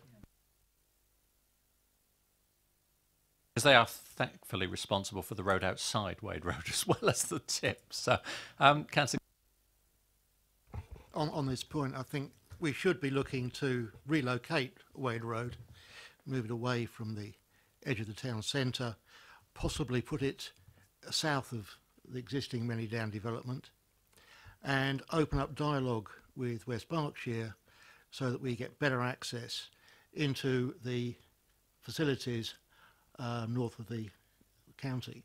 And I'm thinking of Padworth in particular, which is used by Tadley and Pamba. okay, that's an extra point. I mean, which is particularly of interest over your side. Did anyone object to us capturing that we favour ongoing dialogue with West? Can you do dialogue with West Berkshire? No, so we work with Hampshire, who in turn work with West Berkshire. I mean, when all this opened up last year, June, July last year, we did get West Berkshire and Hampshire together. We acted as sort of the mediators, and to Basingstoke and Dean's credit, we did do a lot to get it there, and Hampshire did work quite well. So they've got this permit scheme in place. The decision paper's gone out for Councillor Humby to make a decision on the 14th of November, which is to extend that permit scheme, with Hampshire contributing about 160,000 for the next year while ongoing work takes place. So although I or the officers might not directly be working with West Berkshire, we are doing it with Hampshire, and we will make sure that Councillor Humby or the portfolio holder continues to have that dialogue with West Berkshire. Is that good enough? It's close, but I've certainly had residents in my area say, could they purchase a permit from West Berkshire? So there is certainly some appetite to paying for the facilities. Okay. The Councillor Humby is going to make a decision on this. They're asking for more time. West Berkshire are introducing the same charges that Hampshire are in terms of what they consider building waste. So at the moment, they're looking to extend the existing deal that exists for the 5,000 residents who live more than 10 miles away from Wade Road, but that doesn't count for most of the Tadley residents, particularly in Tadley South. And that looks like to be carried on until they've got their funding in place, their charging system in place, and then the whole thing will be reviewed, because once everyone's charging for it, then it may not be a problem you using it, if you know what I mean. Okay. So do we want to capture something on, or are you just... I mean, you're pleased that the scheme's going to be extended for a year because that's in the paper, but you're trying to get it to apply to more people, are you? Was that your point? I'm trying to get it to apply to more people because in Tadley and Pamber, you are within 10 miles of Wade Road. Therefore, you do not qualify for the scheme. But you're only in, 2 miles from Padworth. And people are quite prepared to pay to avoid that extra mileage. Okay, so assuming the other two agree with you, you would like the portfolio in her ongoing discussions to note that there may be residents who would be prepared to pay to use Padworth, and could she get that fed to West Berkshire via Hampshire? Is that what we're saying? Yes? Is that okay? Everybody who's taking notes? Good. Yeah. I think it's part of that conversation with government about whether HWRCs can charge, whether county councils can charge. I was just going to say, slight diversion, but I mean, this idea of making people prove where they are, it's not entirely new, because I remember clearing my mother's house in Bristol well over a decade ago, and I had to prove that we were bringing the waste from a Bristol address to the Bristol Recycling Centre. So it's maybe new locally, but it's not new nationally. I have nobody else has. I mean, I think. Yeah. Okay, Councillor. Question really. The originally, well, back in 2000, when I had that portfolio, the Hampshire were looking at the old gypsy site to turn that into a recycling site. Are they still? Have they looked, or have they just got rid of it? Or I suggested it. sorry, I've suggested it. because they came to me when I had the portfolio to see what my reaction was to it. So they've looked into it. This was back in 2000. If you turn your light off, sorry, but you. Yeah. No, we have suggested it. They've not come back with anything concrete yet, but we've definitely suggested it a number of times. Okay. Now, any more on this? Are we going to reluctantly accept that we can't, at the current time, take over Wade Road? Councillor McCombie, you're certainly welcome to come back. But does anyone else want to say anything on that before he does? No? Okay. Okay, I have a problem with that because, you know, it's almost like we'll then give up at that point. I think we do need to get some more information before we proceed on it, but I think there's a whole number of reasons why we might, in future, aspire to be a unitary authority, and this will be one of the key things that we'll need to look at doing. In terms of if we are in the debate phase of this now, in terms of the responses, you know, it's been said already, you know, the tone of the response, the fact they haven't got an officer here, you know, is a problem. In terms of the £1 charge, I'm 100% with Councillor Jones and other colleagues. This is a tip tax. I think it's counterproductive. I frankly don't believe what they're saying when it comes to there hasn't been an increase in fly tipping. I agree with Councillor Richards. I think that the evidence on the ground suggests that there has been an increase in fly tipping, and I would like to see an additional site. If necessary, we'll take it outside of the agreement. If they're going to be closing sites, I note that they're looking at some kind of 10-mile trip, but we know from what's been discussed tonight, what's been raised by Councillor Gardner, that there are plenty of residents don't want to drive 10 miles to tip. So that suggests to me there's scope for fly tipping and reduced amount of waste being collected, in which case the people that they have contracts with may well be more amenable to opening up additional dialogue with us to try and recoup that lost revenue. When it comes to the fridges and freezers, that's not been said tonight, but I think we're all in agreement that what happened with fridges and freezers was not acceptable, and we need to look at lessons learned from that, and to have a response that the county did, saying to people who want to dispose of freezers, what you need to do now is contact the manufacturers and make your own arrangements. It frankly isn't good enough. And in terms of their assertion of the direct link between charges and fly tipping, I think we're all convinced that charges, will result in an increase of fly tipping. As soon as you talk to a resident, they'll say the same thing. I think we need to challenge them on that. I mean, Section 523, they're looking at stimulating and maintaining a change in behaviour amongst residents, businesses and landowners by increasing their awareness of their duty of care responsibilities. That will help to reduce the amount of fly tipping in Hampshire. How the hell are they going to do that? I don't think that's a recipe for disaster. I'll quite happily take them around my ward and show that some of the worst cases of fly tipping and see if the residents concerned will increase their awareness of their duty of care responsibilities and stop fly tipping. I somehow doubt it. So as far as I'm concerned, we need to engage with them. Okay, so they're in this contract till 2031.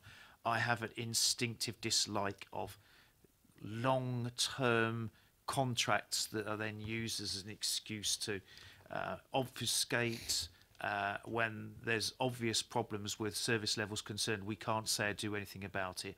I think that's wrong. There's no accountability there, and we need to address that. Thank you. We'll take the point.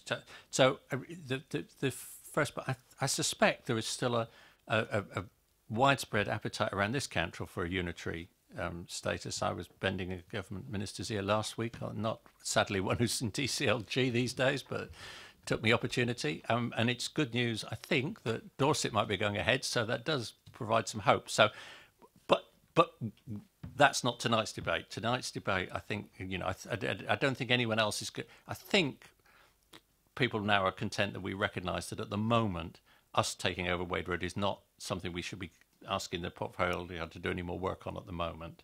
But we definitely are supporting the ongoing discussions about possible relocation. I mean, I think that'll be in the minutes. Right, pound charge. Councillor Jones doesn't like it. Councillor McCormick doesn't like it. Does anybody around the portfolio holder amazingly does like it? Anyone else want to support it? Right, let's have some down this side. Yes, work your way. Councillor Bean. I will be super quick. My personal view is £1 is £1, and I would be more than happy to pay £1 to dispose of my waste. It's not something I do very frequently, and if it did result in increase of opening hours, etc., and there were clear benefits to be had, then I absolutely would not be against the £1. Councillor Rowland.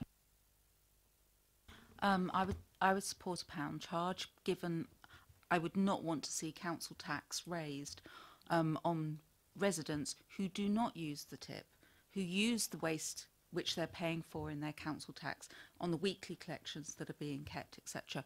I don't think it's fair to ask for an increase in the council tax for people who want to dispose of more rubbish.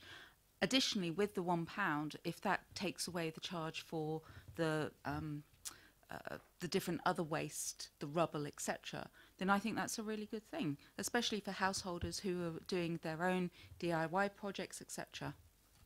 Councillor Carruthers. I completely agree. I'd be happy to pay £1. The last couple of times I've been to the tip, I've spent just as much time working out how much cash I might need to take with me in the car in case I have to pay when I get there, as I have filling the car up. So actually, put £1 in my pocket and job done. Yes, I'd be happy to do that. I think I saw one more hand down this. So did I? No? Yes, Councillor Gardner. In support of the others, yes, I would support a £1 charge. We charge for parking, why not charge for getting rid of your waste? However, I would quite agree with the comments from the other side that it is a likelihood that that would then increase, and I would have grave doubts about paying a £5 charge. So you're quite right, it could be too late. It would be nice if it was only £1. Yeah, it would be. I'll come to you. I mean, I personally, I think on balance against it. I might support it if I got a promise of £1 from them if I actually had to queue. So if I knew it was going to solve the problems, I would probably be in favour of it. But it's right down this side. We'll start at this end. Councillor James. Yeah, I just want to clarify that this pound is not going to do something miraculous and incredible to council tax. The medium-term financial strategy that Hampshire County Council agreed points to the maximum possible council tax increase they can put forward without going to a local referendum. So it will be a record increase in council tax. In addition, the £1 is purely a case of we either shut half the tips or we charge everyone £1. It's not going to change the existing charges. They're going to stay in place. Seems to be no idea to remove those charges. They're now enshrined. It is a simple case of we either shut half the tips or you pay £1. So I can understand why residents, certainly in the Chinham area, might say, I'd rather pay £1 than have half of Hartley Whitney descend upon us every weekend, block up the Chinham roads and the Basing roads. So I kind of accept that the £1 might not be critical. As I say, the warning is it's going to go up. But this isn't instead of a council tax increase. This is on top of the council tax increase that they're already putting forward. Right. Councillor Regan. Speaking of somebody who don't use the tip and pays bulky waste charges, which used to be free, then a metal charge was introduced, and it's now what it is, what we all know about now. So we've been shadow of doubt, if we introduce a charge of £1, every year there's a struggle for budgets, and that will go up every year. And it's all the result of austerity, Tory austerity, we know that anyway. Yeah. And also the county are now bidding for a charge on bus passes, and I look forward to that fight. I don't think my residents want that. Yeah, Councillor Jones. I think when you say £1, yeah, most of us around, well, I should imagine all of us around this table could afford it, but not everybody can. And we've ended up with fly tipping. I think some of it's bulky waste, if I'm honest. But it don't stop there. It's a cut in service. You had it was part of your council tax before. Now they're saying they want to. Why didn't they build it in when they made their budgets last year, or they're making their budgets this year? The truth is that they're diverting money that they shouldn't have. Because if it's built in their budget, same as ours, we've got a budget. We might not all like it going up, but at least we know what we're paying our money into. But by just putting a charge on, it'll just continue and continue every year. It'll be, first of all, it'll be inflation, which is what, 3%. Then it'll be, oh yeah, well the cost factors got higher. Bit like our green bins and our wheelie bins when they came in. If some of you may remember, it was the best thing since sliced bread and butter. You can put a bit of garden waste in there. You can do this, you can do that. There, pull it out. It's on your doorstep. You haven't got to get it to the curbside. Now look at it. We haven't got it curbside. We've got curbside collection, not curtilage. Can't put no green waste in the green bin, in the brown, in the what's it bin, and it continues. And the people out there, not just in my ward, but in general, are fed up with politicians who are not actually telling the truth. It's a cut of service, and if we need it, we have to pay for it, pay it through the council tax, and it won't cost £1, it'll most probably cost you 25p, if that. Councillor Cousins. Thank you, Chair. Don't think it would surprise you to say no, I don't support the £1 charge. And we've talked previously within this meeting that the reporting of fly tipping and the number of incidents of fly tipping have gone up, but the tonnage has reduced. But don't kid yourself into thinking that that means that we've actually reduced the cost and spend of the clean-up. So very fortunately, DEFRA collect all the figures that every council submits. So our total clearance bill for 2015-16 was £31,500. For 16-17 it was £83.7 thousand.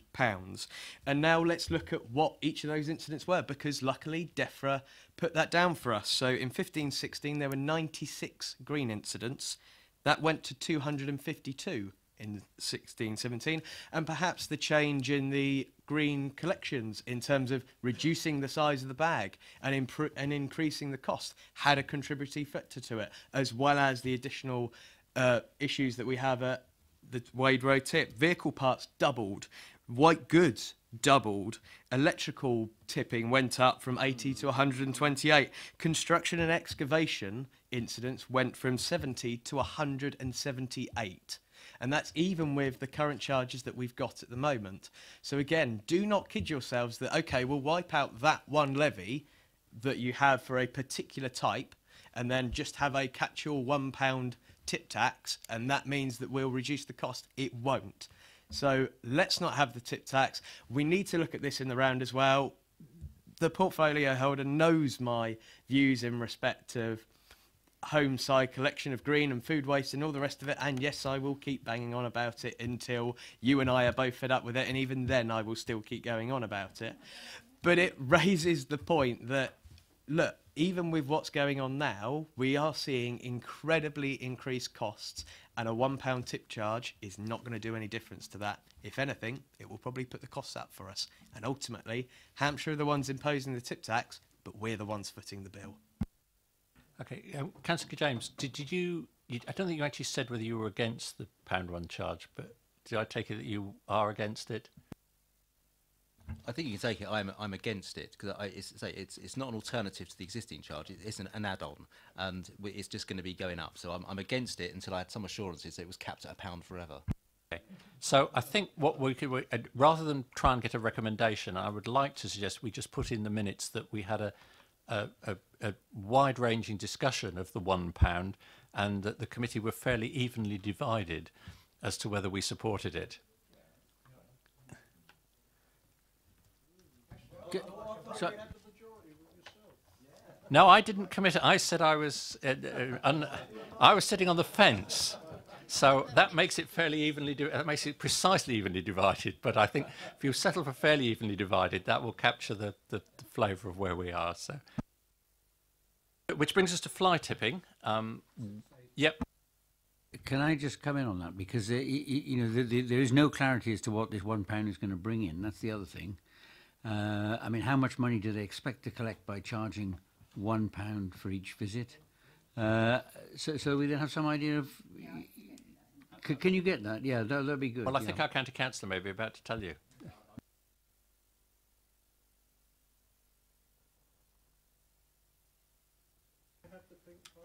I've probably seen them.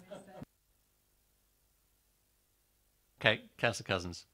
Just to clarify, would it be fair to say that even with a £1, a suggested £1 tip tax, because that's the phrase I'm going to use for this, Basingstoke's not going to see any of that? Am I correct in that assumption? Hampshire would keep all of that? Yeah, I think that's that's Hampshire's money. But the point is, we then have a good service for our residents. So, if the tips are not then going to close 11 till 4, but they're going to open longer, then that directly benefits our residents. And if it's possible that they don't then have to continue charging for other types of waste, which is a possibility, then that benefits our residents. Anyway, I think we've done that one, if that's all right. If you're okay with how I summarised it, that's going to be good. So fly tipping, because that's come up several times, so I'm trying to... Yeah, I know we've had fly tipping at this committee, so we don't want to rerun it. But I think you said something earlier that you would... Once we've got a bit more data, we would be able to go back to Hampshire as to whether there is evidence that the changes at the HWRCs had increased fly tipping. Was that what you said? Yeah, I mean, I think at the moment it's all relatively new, isn't it? But I have regular fly tipping meetings with officers. We're regularly analysing the data, etc. So I think as time goes on, then we have got more information. And as Councillor James said, Hampshire have now employed this fly tipping officer, so they should be working with us and gathering the data as well. But once we've got more information, we should be able to go back and show the correlation between the changes, etc. And presumably, Colin, you recognised all the data that Councillor Cousins was reporting that DEFRA have recorded. I mean, presumably we've got the same analysis of the different sorts of waste. Yes, we have. The other point just to bear in mind is that Hampshire still have to pay for the disposal of that waste that's picked up as fly tip. We have the cost as well as a district authority, but it's just one of the reasons they've employed this new officer is to hopefully reduce the costs of disposal of that fly tip waste. Councillor Jones?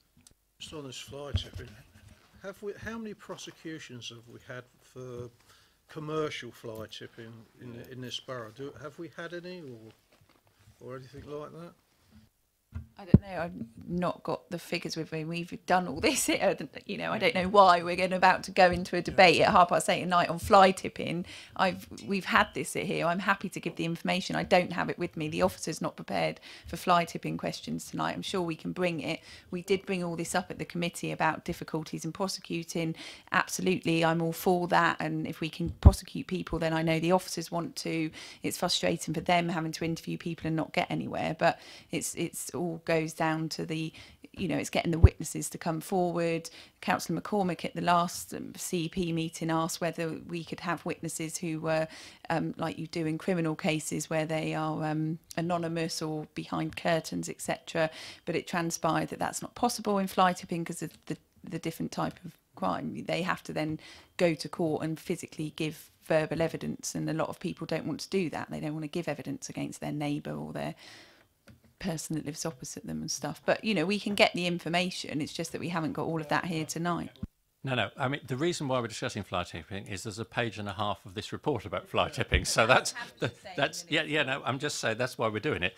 But we have done it fully. So I think we just want to capture something that we're keen that you keep an eye on this and report back to us in due course as to whether there is any, what we can learn about changes in fly tipping, both about whether you can link particular increases to the changes at the HWCs, both past and future, and also, we'd like some report back on the effectiveness of what we're doing. If we do prosecute, how is our campaign going?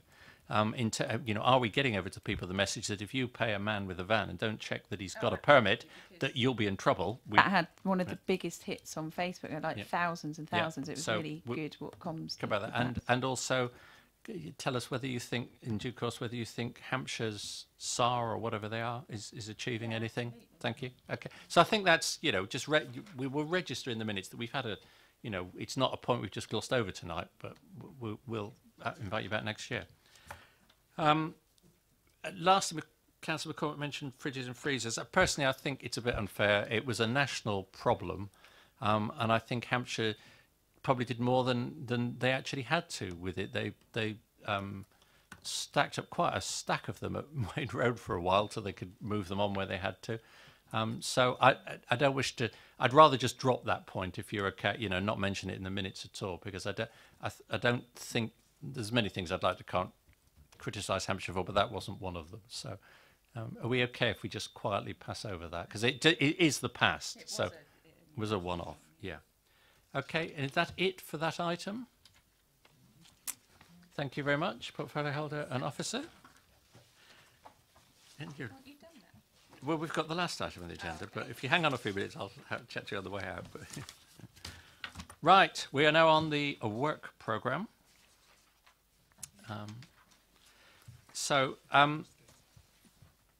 Those of you who pay attention, which is most of you, will have realised that we didn't have a community safety briefing tonight, even though at the last meeting we said we'd have it tonight, and that's because I've agreed with the portfolio holder that it would be better as an all-member briefing. So there will be an all-member briefing on community safety rather than a briefing just to this committee. Date not yet settled, but that's why that wasn't on our agenda.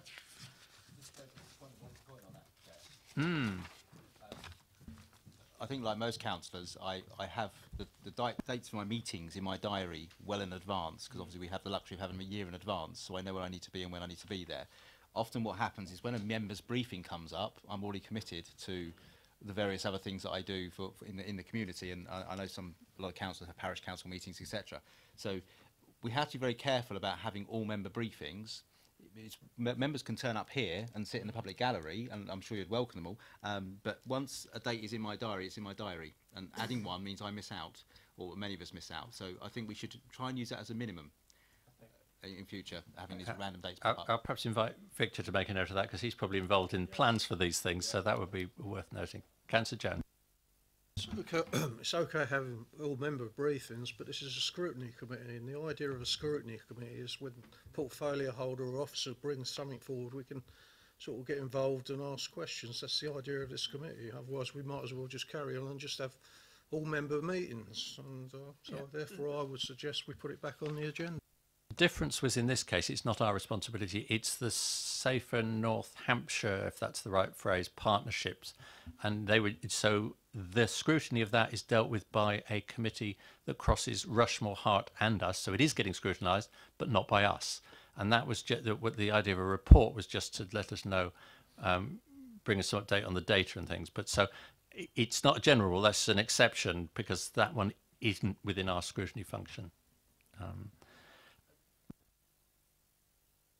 It's just a thought, but every year we go through a process of electing people to sit on that, to do the scrutiny work, and there's no reason why we can't scrutinise them as our representatives. I think we have 2 Conservatives and 1 Labour member on that committee, and they could be able to come and ask the questions for us.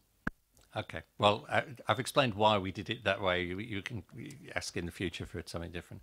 On January, as I've confirmed earlier, the Town Centre Health Check will be going to EPH.